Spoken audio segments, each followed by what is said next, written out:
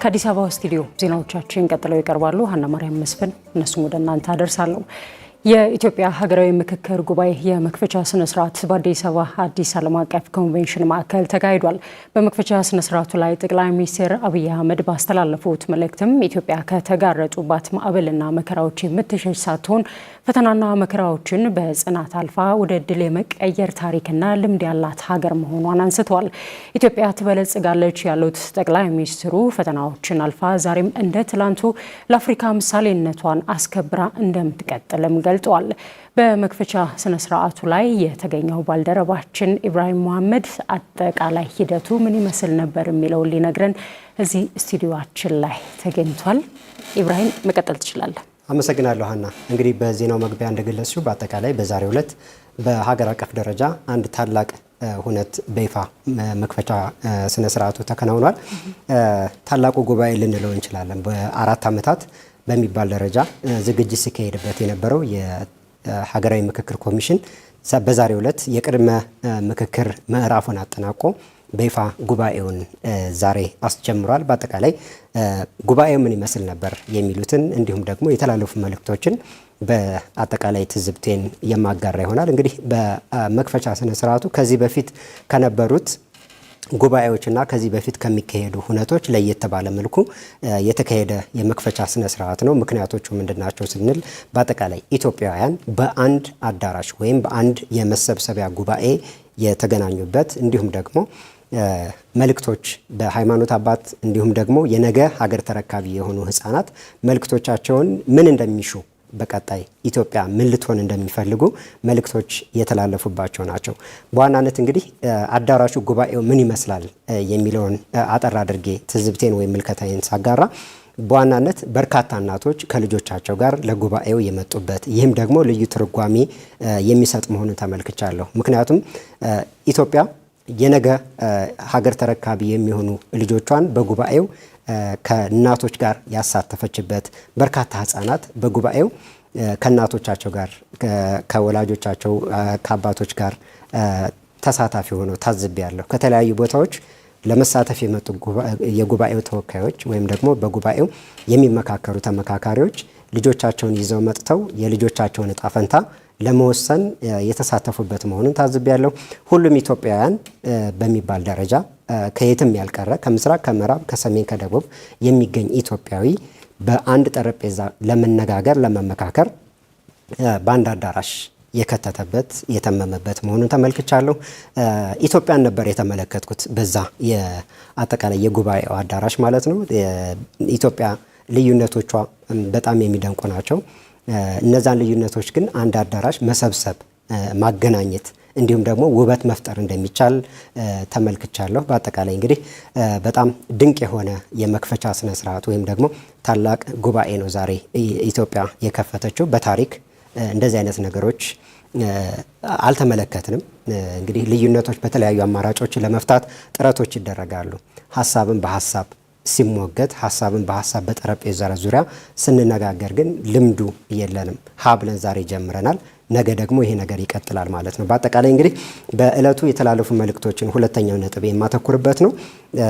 የተላለፉ መልእክቶች አሉ። ምን መልእክቶች ተላለፉ የሚሉትን ስንመለከት በዜናው መግቢያ እንደገለጽ ሸሃና የኢፌዴሪ ጠቅላይ ሚኒስትር ዶክተር አብይ አህመድ ቁልፍ የሚባሉ መልእክቶችን ለኢትዮጵያውያን በአዳራሹ ለሚገኙ ከአዳራሹ ውጭ ለሚገኙትም መልእክቶቻቸውን አስተላልፈዋል። በተለይ ከዚህ በፊት በኃይለ ቃል ተጀምሮ በኃይለ ቃል እንዲሁም በኃይለ እርምጃ የሚጠናቀቅ ምዕራፋችን ዛሬ እነሆ ሊያከትም አንድ አዳራሽ ሀሳቦች ተሰብስበዋል። ስለዚህ ይህንን አጋጣሚ መጠቀም አለብን። ልባሞች ሆነን የልባችንን በልባችን አድርገን የልባችንን በመነጋገር መፍትሄ ልናመጣ ይገባል የሚል መልእክት አስተላልፈዋል። ይህ አጋጣሚ ደጋግመን ልናገኛቸው ከማንችላቸው እድሎች ስለሆነ ስለዚህ እድልን በአግባቡ ተጠቅመን ሌሎች እድሎችን ማምጣት ይገባናል የሚል መልእክት አስተላልፈዋል። በጣም ወርቃማ የሚባል የታሪክ ምዕራፍ ላይ ኢትዮጵያ ትገኛለች። ስለዚህ ይህንን አጋጣሚ ተጠቅሞ ችግሮችን በመፍታት በዘላቂነት ኢትዮጵያ ለነገ ትውልዶች ሰላሟ የተረጋገጠ ኢትዮጵያን ማስረከብ ይገባናል የሚል መልእክት አስተላልፈዋል። የአፍሪካ ህብረት በመወከል የፖለቲካ የሰላምና የደህንነት ጉዳዮች ኮሚሽነር የሆኑት አምባሳደር ባንኮሌ ባስተላለፉት መልእክት ኢትዮጵያ ትናንት ለአፍሪካና ለዓለም ምሳሌ ነበረች። ዛሬ ያን ምሳሌነቷን ደግማለች። በአድዋ በሌሎች የአፍሪካ ህብረትን በመመስረት እና በተለያዩ የዓለም አቀፍ ተቋማትን በማጠናከር በመመስረት ኢትዮጵያ ለዓለምም ለአፍሪካ ምሳሌ ነች። ስለዚህ ዛሬ ደግሞ በመነጋገር ችግሮችን መፍታት እንደሚቻል ለአፍሪካ ብቻ አይደለም ለዓለም ምሳሌነቷን ታሪኩን ደግማለች የሚል ሀሳብ አንስተዋል። የኢጋድ ዋና ጸሐፊ ወርቅነህ ገበየሁ ባስተላለፉት መልእክት የኢትዮጵያ ሰላምና ዘላቂነትን ማጠናከር ለኢትዮጵያ ብቻ የሚበጅ አይደለም፣ ቀጠናዊ ትርፍ አለው። ስለዚህ ይህንን ትሩፋት ነው ዛሬ የተደገመው።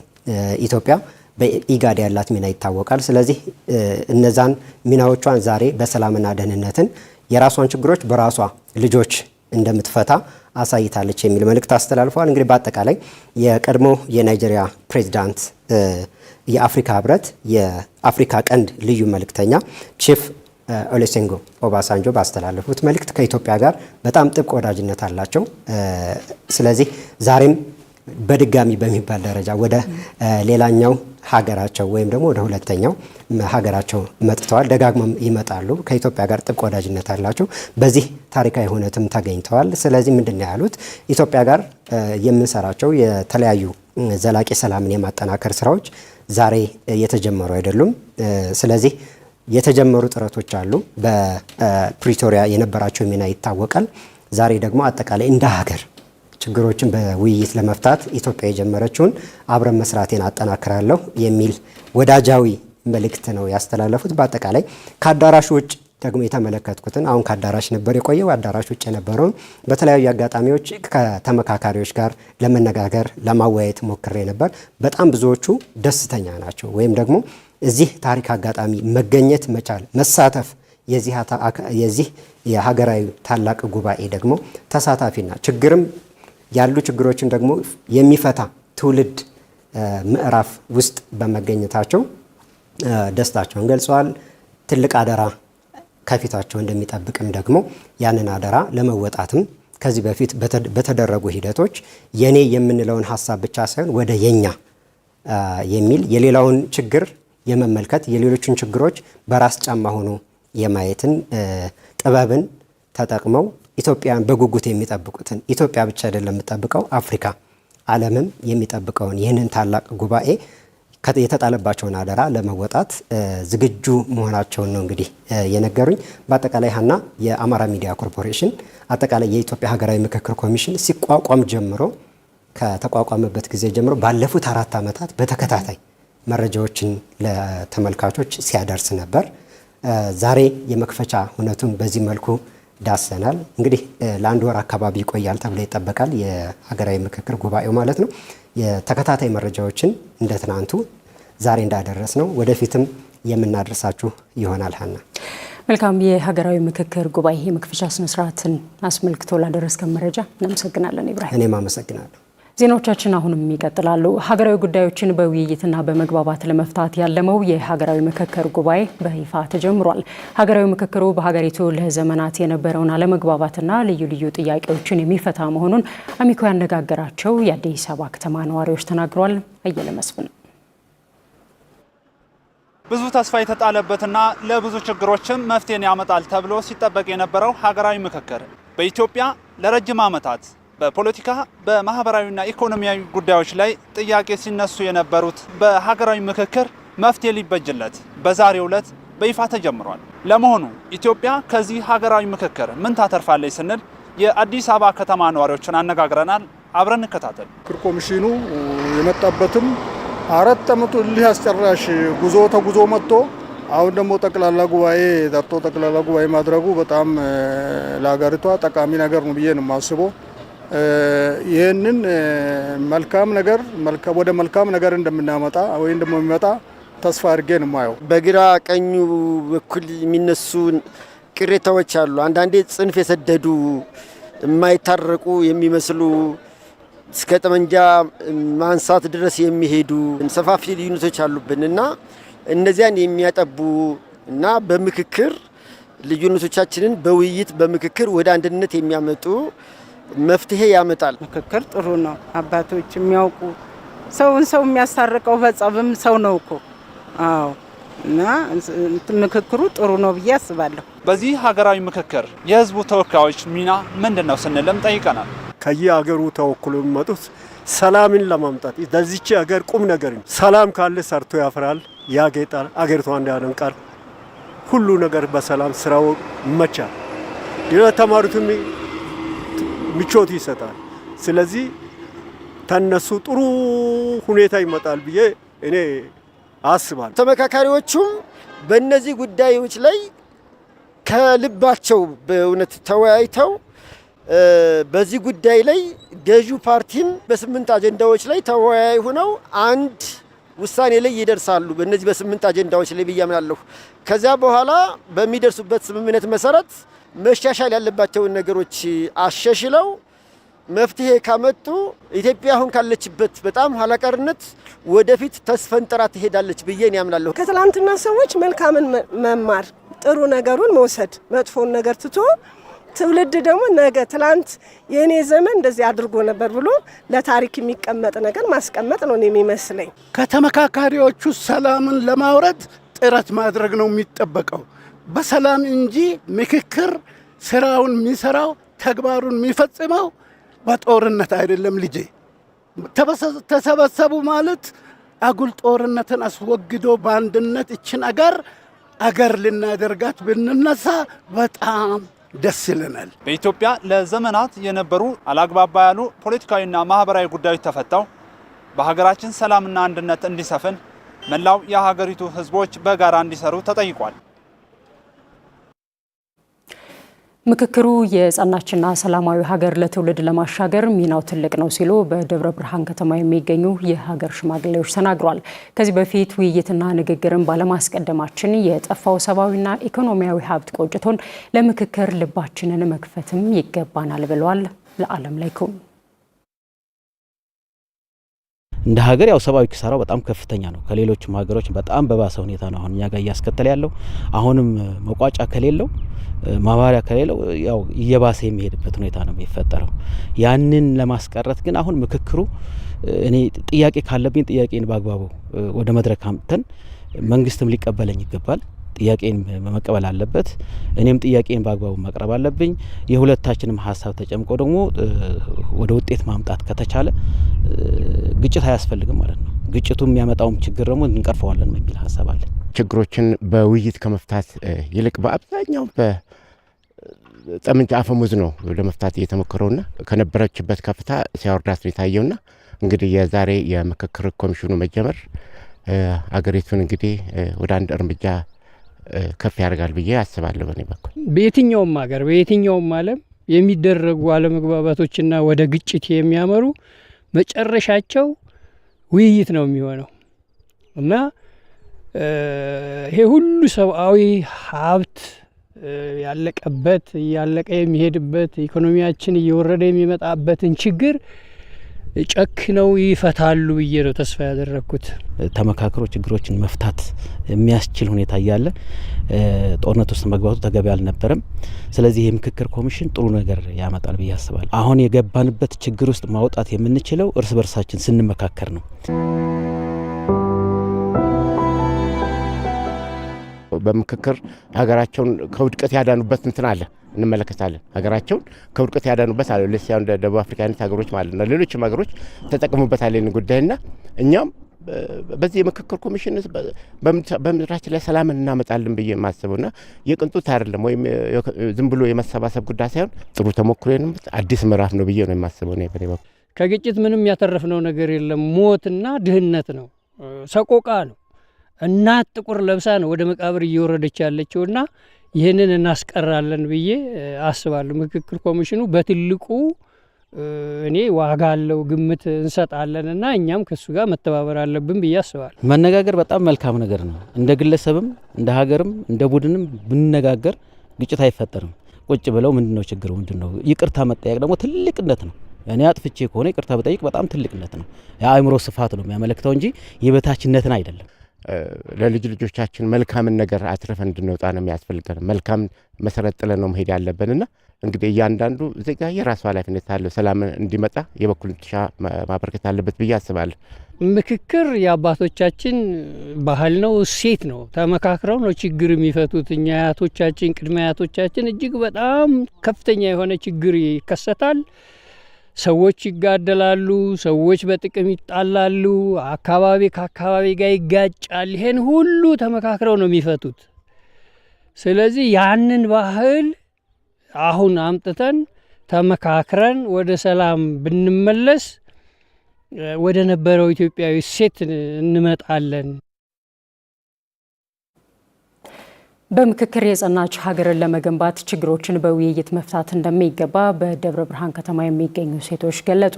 ከቤተሰብ ጀምሮ ውይይት የማድረግ ባህልን በማዳበር የሀሳብ ልዕልና ማንገስ እንደሚገባም አሳስበዋል። ብርቱካን ማሞ ተጨማሪ አላት። ምክክር ኮሚሽን ያዘጋጀው ነገር መመካከሩ ጥሩ ነገር ነው ብዬ ነው የምገምተው። ቤተሰብ እንኳን ስትመሪ ካልተነጋገርሽ ካልተመካከርሽ ቤተሰብም ማስተዳደር መምራትም አይቻልም። ጥሩ ነው ብዬ ነው የምገምተው። ምክክር ጥሩ ነገር ነው በጣም ከምንም ከፖለቲካ ጋር የሚያያዝ ነገር አይደለም። ለዛም ወገን ለዚህም እንትን የሚል አይደለም። መነጋገር ይሄ የመጣው ነገር ጥሩ ነው ብዬ ነው የምገምተው በእኔ ማለት ነው። ምክክሩ አስፈላጊ ነው ላለው ለትውልዱም ለወደፊቱም ትውልድ ለአሁኑም አስፈላጊውን ነገር በጠረጴዛ ዙሪያ ተመካክሮ አገራችንን ማዳን ነው ላለው። በቤተሰብ ደረጃም በችግር ካለ ቤት ውስጥ በጠረጴዛ ዙሪያ ተወያይቶ ችግረኛው ማን እንደሆነ ያንን ችግር ፈቶ መፍትሄ ሰጥቶ ከዛም በኋላ ወደ ሰላም ይገባል ማለት ነው። መመካከር አስፈላጊ ነው ለኢትዮጵያ ሰላም እንዲመጣ። ለዚች ሀገር የሚጠቅማት መወያየትና ሰላም ብቻ ስለሆነ ለዜጎቿ የሚያስብ ሁሉ ወደ ጠረጴዛ ነው ሀሳቡን ማምጣት ያለበት። ወደ ጠረጴዛ አድርገን መፍትሄ አቅጣጫዎችን በጋራ እንወስናለን። የሀሳብ ልዕልና ነው የሚነክሰው። ሰዎች አይደሉም የሚነክሱ፣ ብሔሮች አይደሉም፣ ሀሳብ ነው የሚነክሰው። ለሀገር ለሕዝብ የሚጠቅመን ሀሳብ ነው የሚነክሰው። በምክክር የጸናች ሀገር እንድትኖረን መመካከር፣ መነጋገር፣ መወያየት፣ ሀሳብን ያንዱ ሀሳብ ካንዱ መደማመጥ። ለምሳሌ አሁን የኔ ሀሳብን የምናገረው ከአንደኛው ሰው ጋር የሚቃረን ከሆነ የዛኛው ሀሳብ ትክክል ከሆነ መደማመጥ ትልቅ ፋይዳ አለው ብዬ ነው የምገምተው። በሰላም በውይይት በንግግር የሚያምን ህዝብ ነው የምንፈልገው። ስለዚህ ኢትዮጵያ በምክክርና በምክክር ብቻ ነው ልትወጣም ልትወርድም ለሀገርም ሊጸና የሚችለው በምክክር ነው። በምክክር የጸናች ሀገር እንድትኖረን ምክክሩ ለኢትዮጵያ በጣም አስፈላጊ ነው። ሰላም እንዲመጣ ማለት ነው።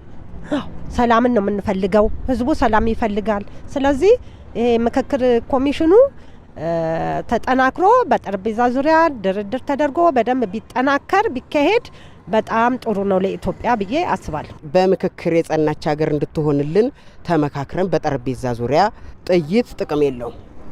የሚፈቅድ መገዳደል ጥቅም የለውም። የሚጠቅመን ምክክሩ ነው።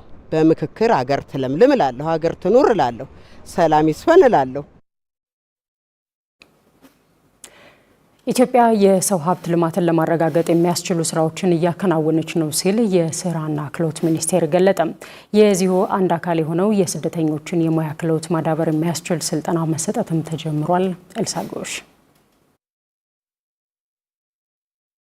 የስደት ተመላሾችን የስራ ክህሎት መገንባት የሚያስችል ስልጠና መስጠት ተጀምሯል። ስልጠናው በጃፓን መንግስት ዓለም አቀፍ የልማት ትብብር ተቋም ጃይካ፣ በአፍሪካ ህብረት ኮሚሽን፣ በዓለም አቀፍ ስደተኞች ተቋምና በኢትዮጵያ መንግስት ትብብር የተዘጋጀው ኢኒሽቲቭ አንዱ አካል ነው። ስልጠናው ከስደት ተመላሾች የሚያጋጥማቸውን ችግሮች እንዲፈቱ መንገድ የሚያሳይ መሆኑን በኢትዮጵያ የጃይካ ተወካይ ካያ ኩዙኪ ይናገራሉ። ስትሮንግ ፓርትነርሺፕ ቢትዊን ኢትዮጵያ ኤንድ ጃፓን፣ በኢትዮጵያና በጃፓን ጠንካራ ትብብር ለኢትዮጵያ ወጣቶችና ወደ ሀገር ለተመለሱ ስደተኞች የተዘጋጀው የስልጠናና የአቅም ግንባታ መርሃ ግብር የሚያበረታታ ነው።